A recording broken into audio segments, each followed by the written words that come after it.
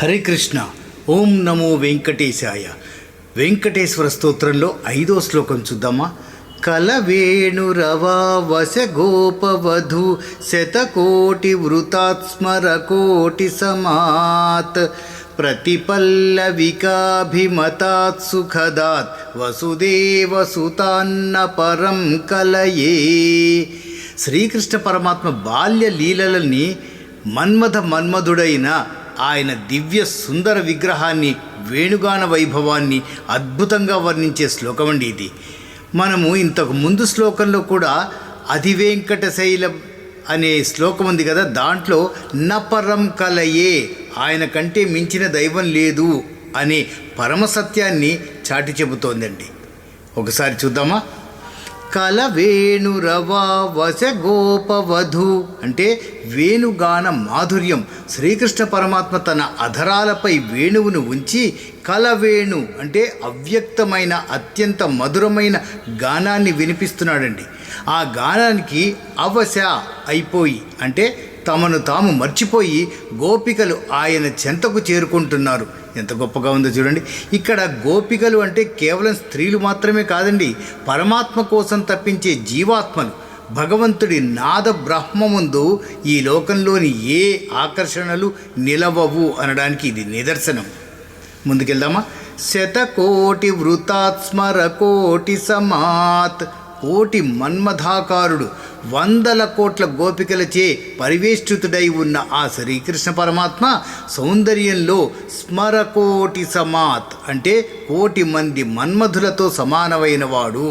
అంటే లోకంలో మన్మధుడు అందరికీ మోహాన్ని కలిగిస్తాడు, కానీ కృష్ణ పరమాత్మ ఆ మన్మధుడికే మోహాన్ని కలిగించేంతటి సుందరుడు.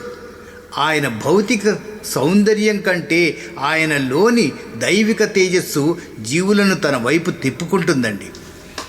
ప్రతిపల్లవికాభిమతాత్ సుఖదాత్ అంటే అభీష్ట ప్రదాత. గోపికల యొక్క అంటే ప్రతి పల్లవిక మనోభీష్టాలను నెరవేరుస్తూ వారికి నిరంతరం సుఖాన్ని అంటే ఆనందాన్ని ప్రసాదించేవాడు. భగవంతుడు తన భక్తులు తనను ఏ రూపంలో కోరుకుంటే ఆ రూపంలో అనుగ్రహిస్తాడండి. శరణు కోరిన వారికి సుఖాన్ని, శాంతిని ఇచ్చే కరుణామూర్తి ఆయన. వసుదేవ సుతాన్న పరం కలయే. వసుదేవుని కుమారుడైన శ్రీకృష్ణ పరమాత్మ కంటే మించిన దైవం మరొకటి లేనే లేదు. ఈ శ్లోకం చివరగా కూడా చూడండి, న పరం కలయే అని వస్తుంది. అంటే వెంకటాద్రిపై ఉన్న శ్రీనివాసుడైనా, బృందావనంలో ఉన్న శ్రీకృష్ణుడైనా ఆ పరమాత్మ ఒక్కడే. ఆయన శరణాగతి తప్ప జీవుడికి మరో గత్యంతరం లేదు.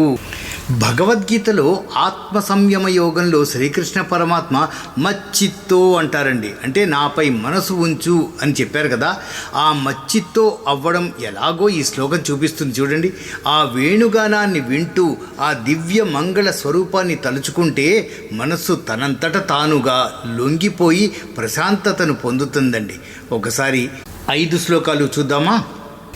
కమలాకుచూచుక కుంకుమతో నియతారునితాతుల నీలతనో కమలాయతలోచనలోకపతే విజయీ భవ వెంకటశైలపతే.